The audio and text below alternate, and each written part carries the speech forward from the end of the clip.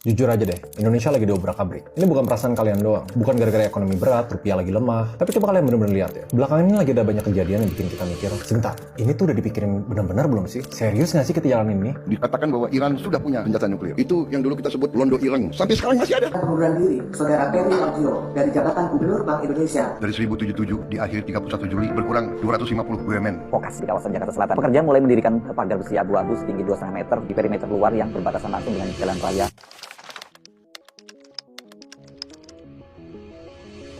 Dan semakin banyak kritik, semakin banyak respon yang kesannya sangat defensif. Sangat angkat suara, sangat tegas bahwa mereka yang benar. Dan menurut opini gue, ini bukan perasaan kalian doang. Gue bisa buktiin. Pertanyaannya, negara tercinta kita ini, ibarat rumah yang memang banyak cacatnya. Temboknya lagi dirobohin, pondasinya lagi dibangun ulang. Diisi sama orang-orang yang lebih banyak pegang senjata. Pertanyaannya, coba kita nggak usah suzon dulu. Gue nggak mau dibilang Londo Ireng. Kan? Uniknya, belakangan ini gue ada pertanyaan, kok ini pelan-pelan pemerintah kita makin otoriter nggak sih? Dan gue sebisa mungkin nggak cuma ngejawab pakai feeling doang. Coba kita urutin kejadian-kejadian literally baru berapa minggu lalu. 20 Juli, soal Danantara. Semua aset udah mulai dikonsolidasi sampai 1.000 miliar dolar. Danantara ini yang nilai asetnya bernilai lebih dari 1.000 miliar dolar. 250 BUMN ditutup atau digabung atau dikonsolidasi. Tujuannya biar makin menyatu dengan kuasa yang lebih. Dari 1077 di akhir 31 Juli berkurang 250 BUMN. 3 hari kemudian, Prabowo ngomong soal orang Indonesia menurut dia justru kerja buat kepentingan asing. Terus keluarlah istilah Londo Ireng. Londo Ireng sampai sekarang masih ada. Hanya dia sekarang pakai baju lain.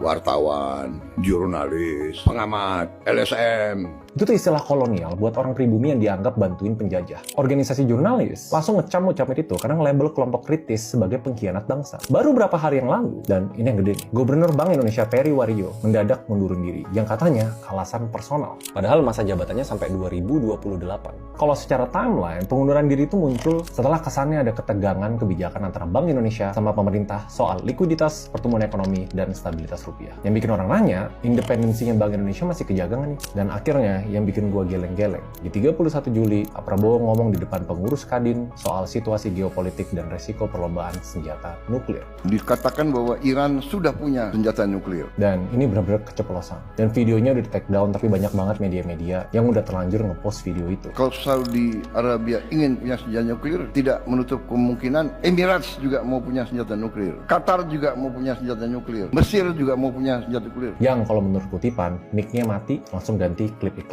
Iran aja sampai harus klarifikasi. Dan nggak mungkin gue nggak bahas ini. Mall-mall di Jakarta pasang pagar plus pengamanan tambahan gara-gara katanya ada isu demo gede di Agustus. Polisi bilang belum menerima surat resmi. Kejadiannya beda-beda, tapi arahnya sama. Kekuasaan makin terkonsentrasi. Komunikasi pemerintah makin sulit diprediksi. Publik makin panik, tapi nggak tahu apa yang mereka khawatiri.